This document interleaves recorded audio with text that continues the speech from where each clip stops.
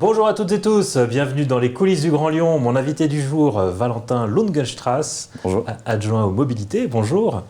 Alors oui, vous êtes le nouvel adjoint aux mobilités de la ville de Lyon avec beaucoup de sujets dans vos compétences. On va commencer par la piétonisation, un sujet qui avance lentement quand même. C'est un sujet qui avance, j'ai envie de dire. On a déjà piétonisé un certain nombre d'abord des écoles, notamment. C'est un sujet qu'on a pris dès le début du mandat. Donc on est à 45 établissements où il y a des aménagements au sens large qui ont été faits aux abords des écoles. C'est une vraie avancée, une vraie demande de la part des parents d'élèves, des directions d'élèves, mais d'une manière plus générale des enfants, en fait, qui ont pu participer aux aménagements. C'est un sujet sur lequel on attendait une révolution un peu écologique, une ville beaucoup plus apaisée et piétonne. Et pour l'instant, vous n'avez pas fait beaucoup plus que ce qui avait été fait par vos prédécesseurs. Pour l'instant, il y a quand même des dizaines de rues qui ont été piétonisées, notamment aux abords des écoles et aussi à la Confluence avec une expérimentation qui continue et dont on aura la prochaine réunion publique dans le mois à venir. Et après, les autres piétonisations des cœurs de quartier viendront effectivement, mais il y a besoin de le temps de préparer les choses, de lancer les études, de lancer les concertations aussi et ensuite de réaliser. Donc effectivement, ça prend un peu de temps, mais ça va se faire. Dans les mois à venir, il y aura les concertations, par exemple pour l'apaisement de la presqu'île ou pour d'autres secteurs dans la ville de Lyon. Sur l'expérimentation qui est menée sur le cours Charlemagne, là, beaucoup de vos adversaires disent que ça n'a pas beaucoup d'efficacité, qu'elle est assez peu envahie de piétons. On voit plutôt le contraire, elle est plutôt bien utilisée, on a des retours très positifs de la part des usagers de l'espace public d'une manière générale. Le centre commercial a réouvert aussi, un certain nombre de bars, les entreprises, etc. Donc on voit que depuis le déconfinement, il y a énormément de personnes qui utilisent notamment le mobilier qu'on a pu installer, qui nous disent que la végétalisation, je rappelle plus de 40 arbres qui ont pu être plantés sur la Darse et sur l'esplanade François Mitterrand, c'est un aspect très positif et donc on tirera les conclusions d'ici quelques semaines. Mais quelle est votre ambition à la fin du mandat, du coup, en matière de piétonisation ? C'est ce qu'on a pu dire, c'est piétoniser les cœurs de quartier. C'est se dire, effectivement, il y a la presqu'île et on aura un projet sur la presqu'île. Mais il y a aussi des cœurs de quartier, d'ailleurs, y compris la Confluence, même si c'est au bout de la presqu'île, en fait partie. Mais dans les différents arrondissements, eh bien, il y a des cœurs de quartier avec une densité commerciale, culturelle, de services publics, de lieux sociaux, en fait, qui est très dense, qui est très attractive. Et du coup, ces projets-là viseront à apaiser justement ces quartiers-là et à les rendre aussi, d'une certaine manière, plus attractifs. C'est un peu le projet de la ville du quart d'heure, j'ai envie de dire, de décentraliser un peu les flux sur certaines activités. Alors, autre sujet où là, il y a eu des annonces récentes, c'est le développement du vélo. Vous vous appuyez sur une base qui était quand même assez solide. En s'amusant, on dit que vous êtes un peu le nouveau Gilles Vesco, qui avait développé le vélo dans l'agglomération. Là, le vélo bat des records. Vous annoncez de nouvelles voies, les voies lyonnaises pour d'ici le développement, enfin qui vont se développer d'ici la fin du mandat. À quel point on peut imaginer que la ville va se transformer dans les années qui viennent en matière de vélo ? Comme vous l'avez dit, effectivement, Vélove bat des records et je pense qu'on souligne tous la réussite de Vélove, il n'y a pas de sujet là-dessus. On a aussi sur les quais du Rhône l'axe maintenant le plus circulé de France, donc ça montre aussi l'engouement qu'il y a au sein des Lyonnaises et des Lyonnais pour le vélo. On a donc un axe très fort et puis on a annoncé effectivement les voies lyonnaises, 250 km de voies sécurisées, confortables pour tout le monde d'ici 2026. Ça va être une vraie avancée parce que la première raison effectivement que nous disent les habitants, c'est que la sécurité et le confort sur les pistes cyclables est un frein à l'usage du vélo. Donc les voies lyonnaises vont permettre d'allonger les distances, d'allonger le confort et donc de permettre à ce que les 3, 4, 5 premiers kilomètres soient faits effectivement à vélo et non en voiture comme c'est le cas majoritairement aujourd'hui. Pour l'instant, ces voies lyonnaises se font dans une certaine unanimité, on entend assez peu de critiques. Elles vont venir lors de la réalisation quand il faudra choisir entre le vélo et la voiture. Oui, c'est sûr que les discussions d'insertion, comme on les appelle, seront certainement animées, j'ai envie de dire. Mais pour l'instant, les travaux qu'on a sur la ligne 1 et puis aussi la ligne 2, ça se passe très bien. Et il n'y a pas seulement des arrondissements ou des communes de la majorité. Donc moi, je pense qu'il y a une forte attente. Et d'ailleurs, le vice-président Fabien Bagnan, quand il rencontre, et il a pu rencontrer tous les maires des 59 communes, il voit qu'il y a une très forte attente d'avoir les voies lyonnaises ou alors d'avoir des réseaux structurants vélo qui rabattent justement vers les voies lyonnaises comme on peut rabattre vers une station de métro par exemple. Dans la matière, vous assumez que le vélo sera prioritaire et que donc la voiture mettra plus de temps à traverser la ville? Alors la priorité absolue, c'est les piétons, hein, si on devait prioriser les choses. Ensuite, effectivement, c'est les modes actifs, donc le vélo.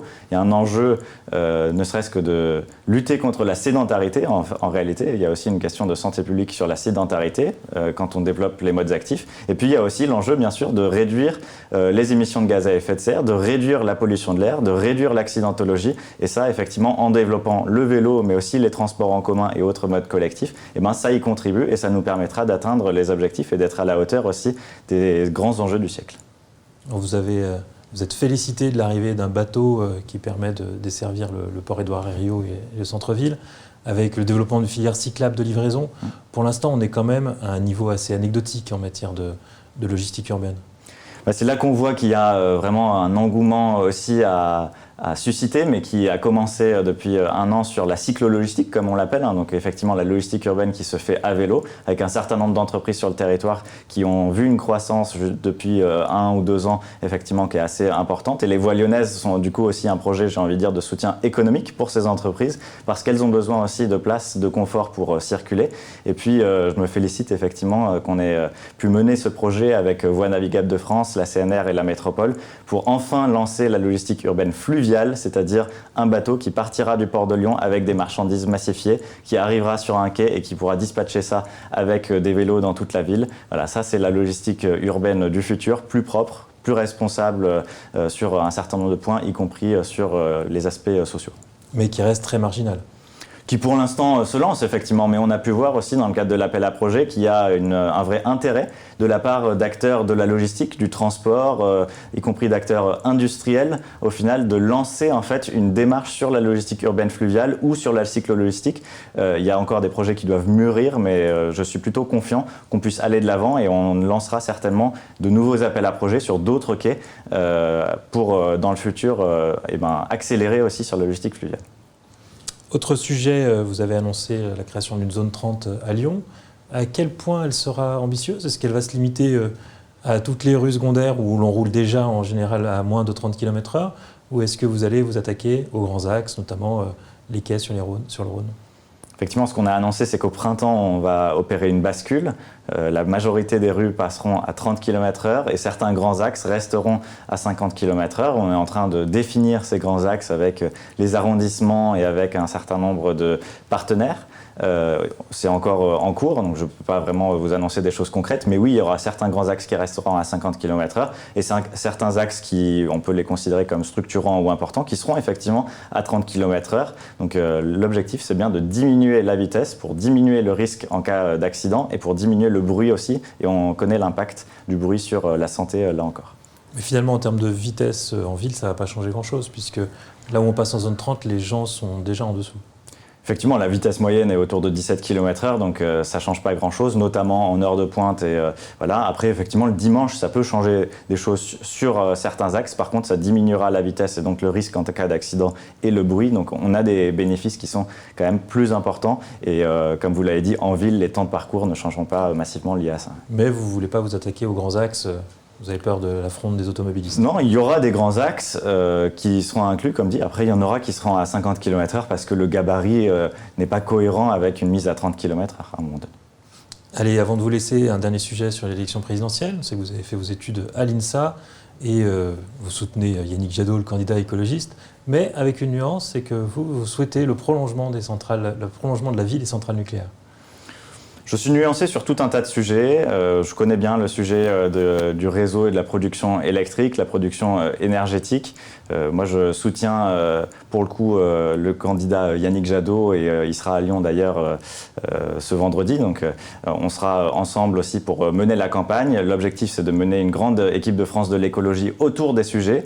Je crois que les enjeux du siècle climatique, mais aussi sur tous les autres sujets, dépassent très largement les différences que certains peuvent avoir. Il faut se mettre en ordre de bataille, toutes les Françaises et tous les Français, rassembler tout le pays pour justement se mettre en ordre de bataille, pour respecter nos objectifs climatiques et ainsi sauvegarder le plus possible la vie humaine sur Terre. Et vous ne répondez pas à la question, qui est, donc je la repose, mais qui est aussi la critique de nombreux ingénieurs ou scientifiques dans le programme des Verts. Sortir du nucléaire et lutter contre le réchauffement climatique, à un moment donné, il faut choisir.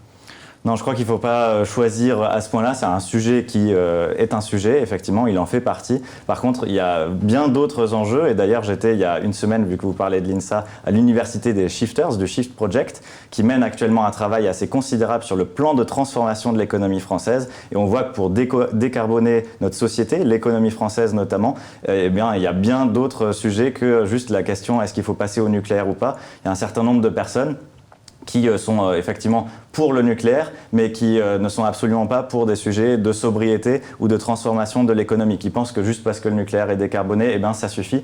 Effectivement, ça ne suffit absolument pas. C'est le travail aussi que mène le Shift Project dans le cadre de ce plan, parce qu'on a aussi besoin d'une planification pour la visibilité aussi des acteurs économiques. Donc le nucléaire fait partie des sujets, mais il y a bien d'autres sujets et il nous faut décarboner effectivement notre société. Mais sur le nucléaire, vous souhaitez prolonger la durée de vie des centrales? J'ai une position nuancée sur le sujet, mais ce n'est pas le sujet. Vous êtes plus clair sur Twitter que là sur un plateau de télé. Il ne faut pas se mettre en divergence avec le programme officiel des écologistes? J'ai aucun sujet d'exprimer la nuance que je pense sur un certain nombre de sujets. Par contre, je crois qu'il faut, malgré des différences qu'on peut avoir point par point, je crois qu'en politique, et je dis ça en tant que jeune élu, on ne peut pas être à 100% d'accord avec un candidat. La question qu'il faut se poser, c'est est-ce que les grands enjeux, les grandes valeurs qu'on porte, est-ce qu'il y a un candidat qui les représente? Pour moi, c'est Yannick Jadot. Tous les autres candidats ne parlent pas d'une écologie ambitieuse, d'une écologie à la hauteur. Et donc, pour moi, c'est très clairement Yannick Jadot qui peut rassembler les Français et porter ce pays dans la transition écologique. Donc on se contentera de cette réponse en creux. Valentin Lugenstrass, je vous remercie. Et puis moi, je vous dis à demain pour une nouvelle émission des coulisses du Grand Lyon.